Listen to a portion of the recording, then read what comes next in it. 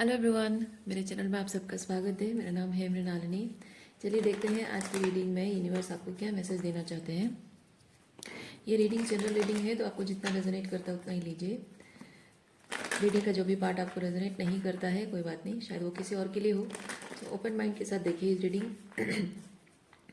अगर कुछ भी रेजोनेट नहीं करता है या समझ में नहीं आता है तो शायद आपके लिए नहीं है। आप मेरा चैनल विजिट कर सकते हैं, उसमें आपको बहुत सारे और भी वीडियो मिल जाएंगे।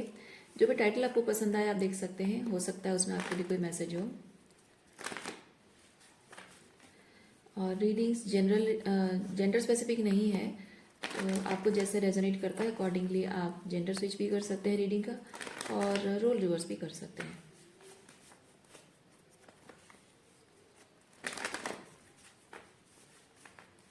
डियर यूनिवर्स, प्लीज़ बताइए जो भी कलेक्टिव इस रीडिंग को देख रहे हैं उनके हाईएस्ट गुड के लिए आप उन्हें क्या बताना चाहते हैं। Thank you for your grace, thank you for the love, thank you for abundance, thank you for healing, thank you for transformation, thank you for guidance, thank you for clarity, thank you for validation, thank you for protection, dear universe. Thank you very much.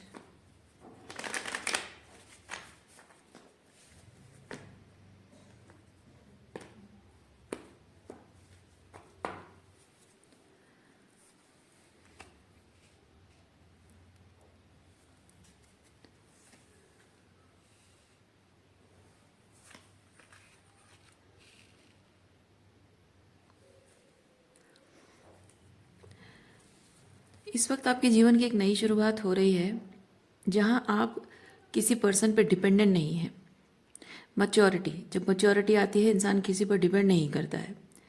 अपने आप को एक लाचार, बेबस, मजबूर या फिर एक बच्चा या किसी किसी का मतलब किसी के सहारे, किसी के भरोसे नहीं रहता है वो, है ना, वैसे नहीं समझता है अपने आप को। और आपकी ये जो मैच्योरिटी आपके अंदर आ रही है, तो एक नई शुरुआत जो आप कर रहे हो वो अकेले कर रहे हो, किसी और के भरोसे नहीं कर रहे हो, किसी और का साथ नहीं चाह रहे हो। और अकेले इसलिए हो क्योंकि कोई आपका साथ देना नहीं चाहता है। और कोई अगर आपका साथ देना नहीं चाहता है तो आप कह रहे हो कि ठीक है, मैं अकेले कर लूँगी या अकेले चल जाऊँगा अपने रास्ते पे।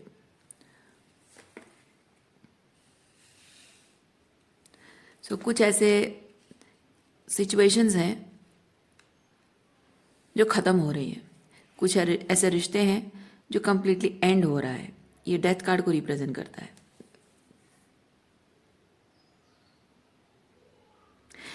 जो एंडिंग्स हो रही हैं, आपकी बहुत आदतें एंड हो रही हैं, रिलेशनशिप्स एंड हो रहे हैं, आपका ओल्ड सेल्फ शायद ख़त्म हो रहा है। ओल्ड सेल्फ के साथ जो पैटर्न जुड़े हुए थे, जो अटैचमेंट थी आपकी, अटैचमेंट पैटर्न भी आपका ख़त्म हो रहा है।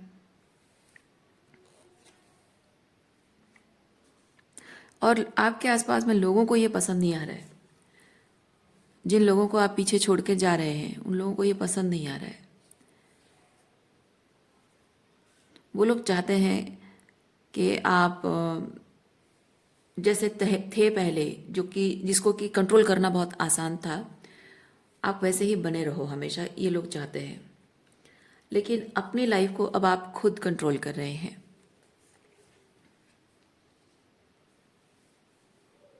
शायद लोग लॉजिकल तरीके से प्रूव करने की कोशिश कर रहे हैं कि क्यों आपको रुकना चाहिए, क्यों आपको पीछे मुड़ना चाहिए, क्यों आपको आगे नहीं बढ़ना चाहिए। तो आप उनको, अपने पुराने सेल्फ जो आपका है उसको आप लेट गो कर रहे हो, और लोग कह रहे हैं कि नहीं, let go of your new Endeavour, और वहीं पास्ट में वहीं रहो।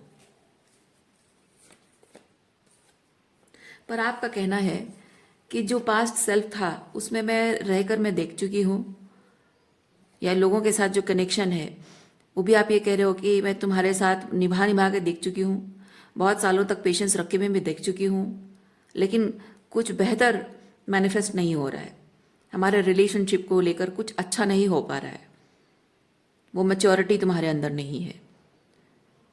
सो अब और पेशेंस नहीं रखना है। या पास्ट में जो भी जिस तरह की आप लाइफ स्टाइल आपकी थी वो भी अब आपको सर्व नहीं करती है, तो आप कह रहे हो कि नहीं, जो मुझे सर्व नहीं करता मैं वहाँ रहकर क्या करूँगी या क्या करूँगा। सो इसीलिए आप मूव ऑन कर रहे हो।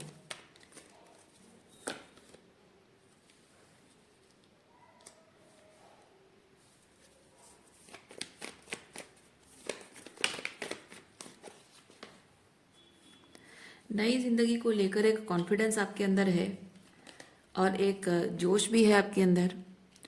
लेकिन लोगों को ये चीज़ लगता है कि आप बोरियत भरी जिंदगी से थोड़ा सा बस मज़ेदार बनाने के लिए ये सब कर रहे हो।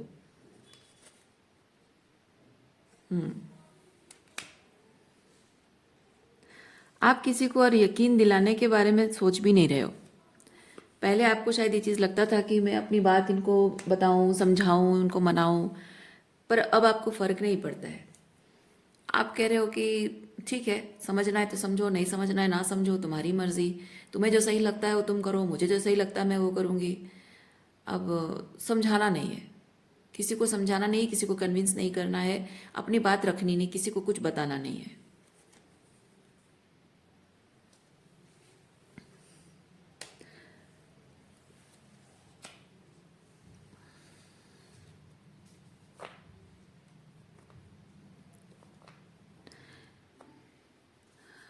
ये ये जिन लोगों की मैं बात कर रही हूँ, इनमें से आप में से किसी के लिए ये रोमांटिक पार्टनर हो सकता है। स्पेसिफिकली आप लोगों का किसी का ट्विन हो सकता है, या आपके स्पाउस हो सकते हैं,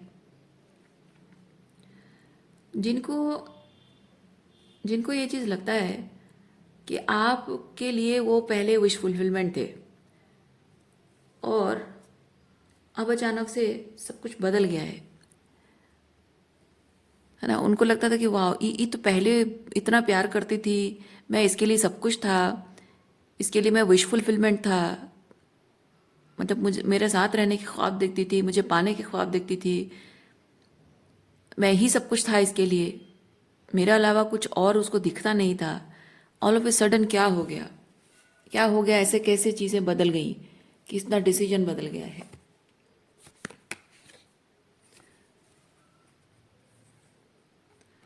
क्रिएटिविटी एंड गिल्ट।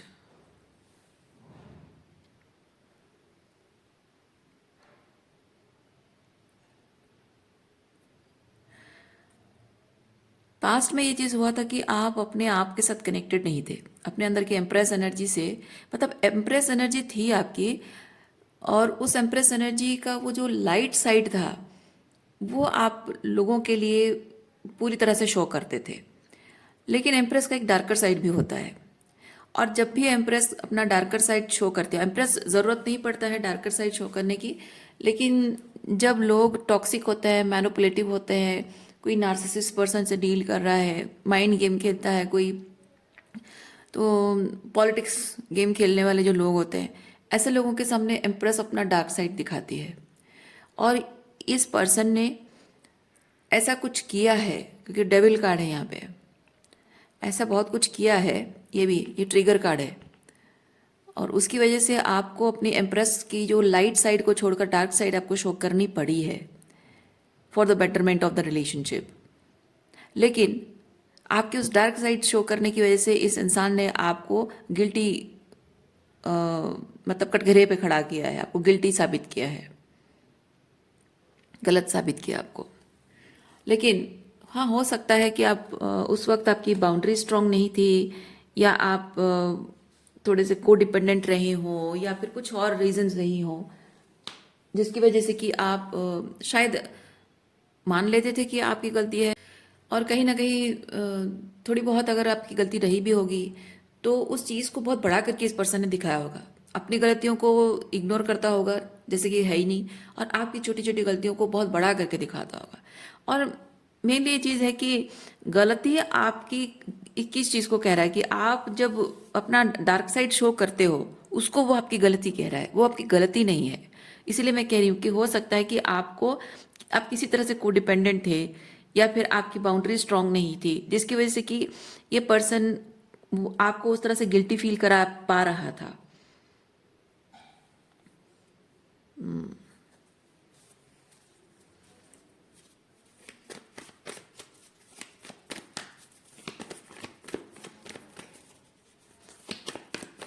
उसके हर झूठ, हर मैनिपुलेशन को, हर गिल्ट ट्रिपिंग को, हर गैस लाइटिंग को पलट कर जवाब आप नहीं दे पाते थे,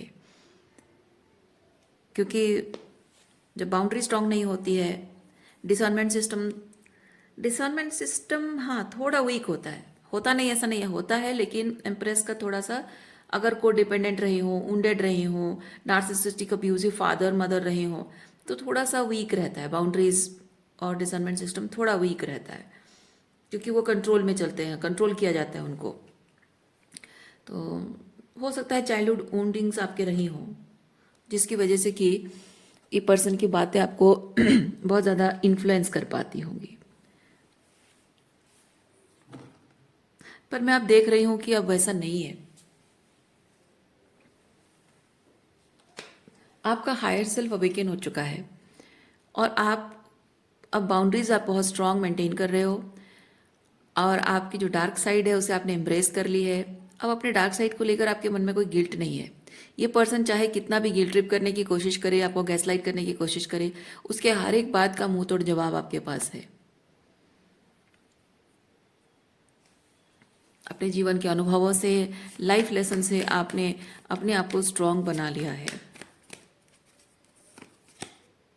इमोशनली स्ट्रांग।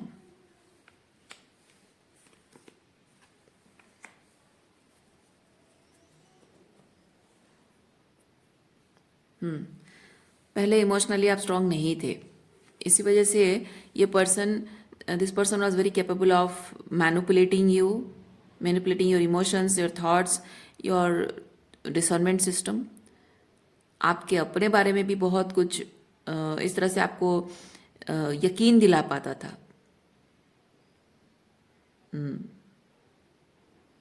आपके बारे में जो नेगेटिव बातें बोलकर आपको यकीन दिला पाता था कि आप एक तरह से कुछ डिस्टॉर्टेड एम्प्रेस तो नहीं, डिस्टॉर्टेड फेमिनिन एनर्जी हो, और शायद आप उस वक्त यकीन कर लेते थे। देखिए आपकी बाउंड्रीज भी स्ट्रांग नहीं है, and that's why this person was able to do all the manipulation.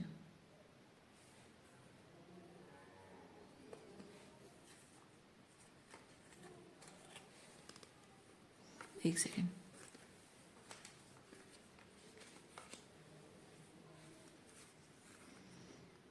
Harmony, nothingness, comparison. Oh, लेकिन अब बदल गया है, अब चीज़ें बदल गई हैं। अब आपने अपने आप के साथ हार्मनी, देखिए पहले इंटेंशन ये था कि ये जो करता था ना, वो ये चाहता था कि उसकी सारी गलतियां ढक जाए और आप सारी रिस्पॉन्सिबिलिटी ले लो, सारा गिल्ट अपने अंदर ले लो, ताकि आप उसके साथ हार्मनी रिस्टोर करने की कोशिश करो। तो ये एक तरह से आपके साथ गेम खेला जा रहा था। लेकिन ये नथिंगनेस कार्ड जो है ना, इस कार्ड के माध्यम से मैं ये चीज़ फील कर रही हूँ कि आप इस तरह की सिचुएशन में, ये एक पैटर्न रहा होगा, और ऐसे में जीते जीते आपको कहीं ना कहीं आपका अंतर्मन कचोटता होगा, आपको कहता होगा कि मेरी कोई वैल्यू नहीं है, मैं कुछ मैटर नहीं करती हूँ, मेरी फीलिंग्स मैटर नहीं करती है। वो नथिंगनेस की एनर्जी आपकी आ गई होगी कि मैं कुछ नहीं हूँ, मैं क्या हूँ। अपनी एग्जिस्टेंस को लेकर आपके मन में सवाल उठे होंगे, और वो जो एग्जिस्टेंस को लेकर सवाल उठते हैं ना, वहीं से आपके सारे जवाब मिलने लगते हैं। अपने अंदर के अंधकार में जब आप झांकते हो, तभी आपको आपके अंदर की रोशनी दिखाई देती है। ओके, और वही चीज़ हुआ है। और जैसे ही आपको अपने अंदर की रोशनी दिखी है, सो आपके इमोशंस और आपका डिसर्नमेंट सिस्टम दोनों को लेकर हार्मनी रिस्टोर हुआ है कि मैं जो कहती हूँ गलत नहीं कहती हूँ, और मैं जो फील करती हूँ वो बेवजह नहीं है। और उसके बाद अब ये पर्सन वो नहीं कर पा रहा है। ये जो पहले मैनिपुलेशन करता था ना, माइंड गेम खेलता था आपके साथ, ये अब नहीं कर पा रहा है।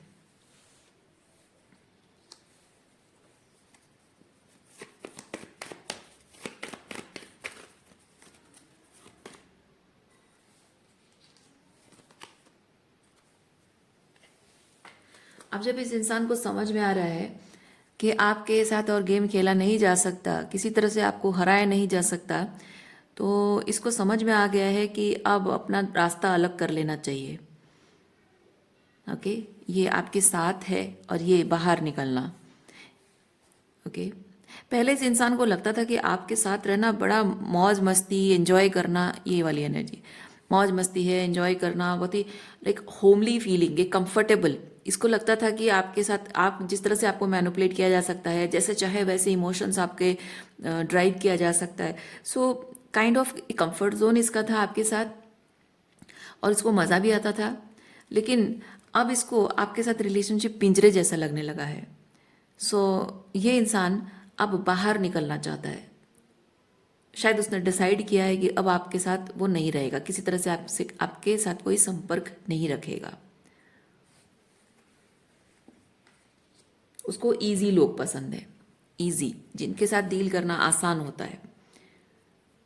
मतलब कहने का मतलब यह है कि जिन लोगों को मैनिपुलेट करना आसान होता है, जिन लोगों की फीलिंग्स को अपने हिसाब से ड्राइव करना, जिनके दिमाग को अपने हिसाब से उंगलियों पे नचाना पपेट की तरह, है ना, जिन लोगों को ऐसे नचाना आसान होता है, वैसे लोगों के साथ डील करना इस पर्सन को पसंद है। आप जैसे हाई वैल्यू मैन और वुमेन उसको इंटिमिडेटिंग लगते हैं। इसीलिए वो अब फाइनली उसने डिसाइड किया है कि वो आपके साथ रिलेशनशिप को छोड़कर आगे बढ़ेगा।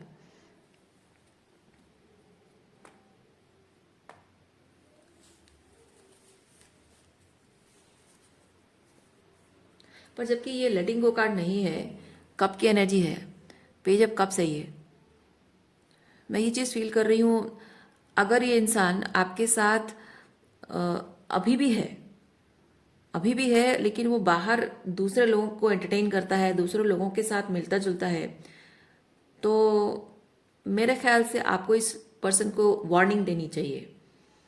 क्योंकि ये होता है एक वो somebody is holding his heart in his sleeves and flirting with everybody. सबको सबके साथ दिल फेंक आशिक जैसा एनर्जी है। सो काइंड ऑफ आपसे जब उसको वैलिडेशन नहीं मिल रही है तो बाहर वैलिडेशन ढूंढ रहा है, लेकिन उसके बावजूद भी अगर आपके साथ है तो इसको किक आउट करना बहुत ज़रूरी है। तो एक वार्निंग उसको दीजिए। अभी भी अगर है आपके साथ, चला गया तो ठीक है, उसमें उसका ही भला है, लेकिन अगर है अभी भी तो इसको किक आउट करना बहुत ज़रूरी है। तो वार्निंग दीजिए और उसको निकालिए अपनी ज़िंदगी से।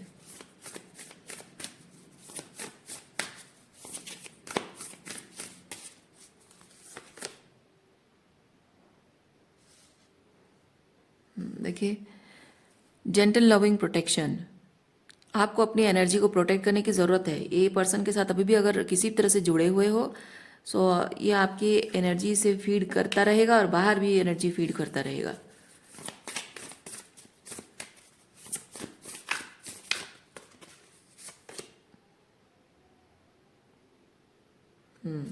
आपकी क्रिएटिव एनर्जी भी उसकी वजह से ड्रेन होती रहेगी। सो अपनी क्रिएटिव एनर्जी को आपको प्रोटेक्ट करने की ज़रूरत है।